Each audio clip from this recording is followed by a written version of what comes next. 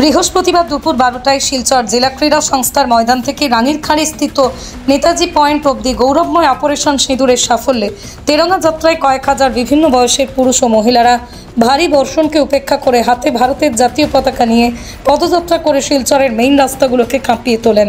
সেই সঙ্গে বিপুল সংখ্যক মানুষ 2 কিলোমিটার দীর্ঘ যাত্রায় অংশগ্রহণ করে দেশের সৈন্যদের প্রতি শ্রদ্ধা জানান। ভারতীয় সেনাবাহিনীর অসীম সাহসিকতা এবং মাননীয় প্রধানমন্ত্রী নরেন্দ্র মোদীজির হিরো দূরদর্শী নেতৃত্বে অপারেশন সিঁদুর যা সাফল্য অর্জন করেছে তা সমগ্র দেশবাসীর কাছে নিশ্চয়ই গৌরবের বিষয় বললেন তেরঙ্গা যাত্রায় সামিল হওয়া মন্ত্রী কৌশিক রায়।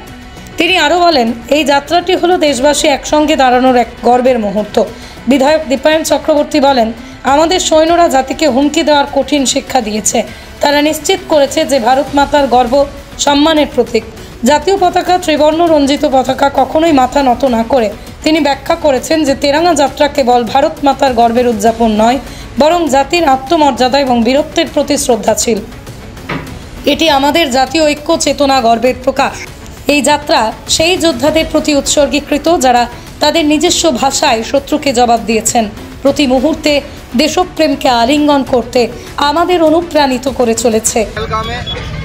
আর সন্ত্রাসবাদের বিরুদ্ধে অপারেশন সিন্দুর এই সামরিক অভিযানে সাফল্যতাতে ভারতীয় সেনাবাহিনীর কৌশল ও সাহস ও দৃঢ়তা ও প্রধানমন্ত্রী নরেন্দ্র মোদীজির যে প্রচেষ্টা, তার যে নেতৃত্ব, তাকে সম্মান জ্ঞাপন করতে আজকে কাছাড় তথা শিলচরবাসী শ্রদ্ধার জনসাধারণ এক তিরঙ্গা যাত্রার আয়োজন করেছিলেন।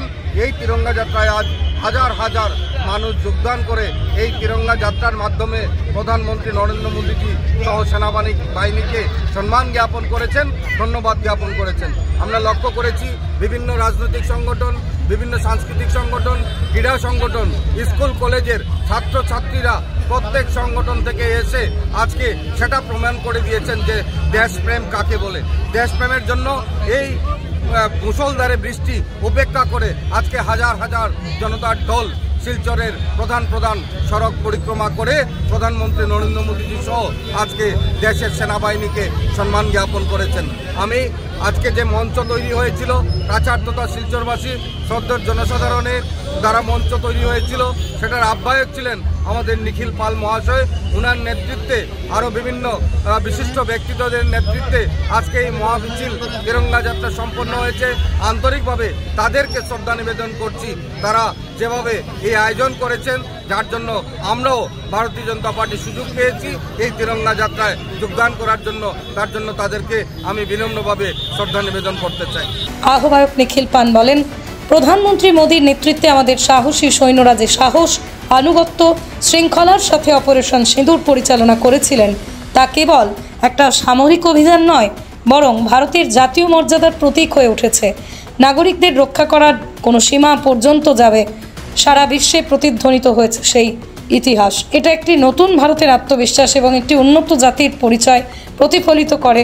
এদিন অন্যান্যদের মধ্যেই তেরঙ্গা যাত্রায় সামিল হন কাছাড়ের জেলাশাসক মৃদুল যাদব, কাছাড় পুলিশ সুপার নোমাল মাহাত্ত, কোনাদ পুরকায়স্থ রূপম সাহা, বিমলেন্দু রায়, অমিতেশ চক্রবর্তী, প্রাক্তন বিধায়ক আতাউর রহমান মাঝার ভূঁইয়া, দেবাশিস সোম, আহ্বায়ক মণ্ডলীর বাবুল মোহর, তৈমুর রাজা চৌধুরী, শিবব্রত দত্ত, অসিত দত্ত, আশুতোষ রায়, বীরেশ ব্যানার্জি, কুসুম কলিতা সহ বিভিন্ন স্বেচ্ছাসেবী সংস্থা, ক্রীড়া সংগঠন, সামাজিক ও সাংস্কৃতিক সংস্থা ও বিভিন্ন স্কুল ও কলেজের ছাত্রছাত্রীরা। আজ যে এত বিশাল একটা মিছিল বরাকের জনগণ দেখতে পেয়েছেন, এর জন্য আমরা আহ্বায়ক মণ্ডলীর তরফ থেকে সবাইকে অসংখ্য ধন্যবাদ জানাচ্ছি।